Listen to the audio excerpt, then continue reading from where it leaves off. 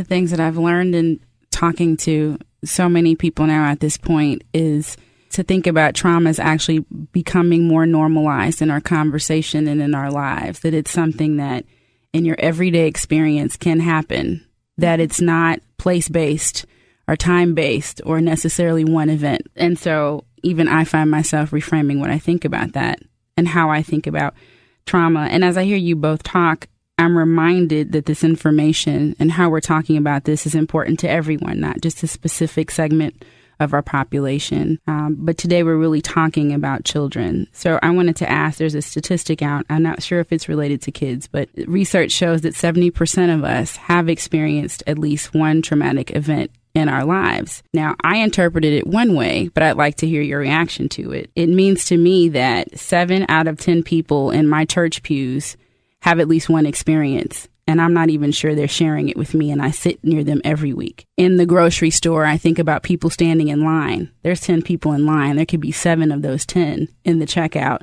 that have experienced something. Or the bookstore, or at a club. People have had really painful experiences. And many times when I talk to people as an MSW, they talk about the core being from when they were a kid. And all of a sudden they go back to being that child. You can hear the voice and it sounds like a young person again. So what's your reaction based on the work that you're doing? Is that true, or how should we be looking at that? That's a lot of people. It's not half. It's over half. It's people that you don't More even... than 2/3. Yeah. It's your family reunion. It's your family. You know, it's like 3 people, the guy that's cooking and maybe one more person that's not in that category. I want the audience to kind of think about how prevalent, because life happens, that it is. I would respond to that by saying that 7 out of 10 is what has been identified. Yeah. And in reality, the number might be even higher, Yeah. depending upon how you define trauma. It is a pervasive issue. And again, there's a continuum as well in terms of the impact of the response that individuals and families and communities have, right? So you can define trauma in such a way as it can be a minor car accident, something pretty mundane, Yeah. right? And that is upsetting. It shakes you up, right? So that could be traumatic. Somebody might develop post-traumatic stress disorder from a minor car accident, depending upon the rest of the circumstances in their life, kind of like what Emily was saying, given the other circumstances.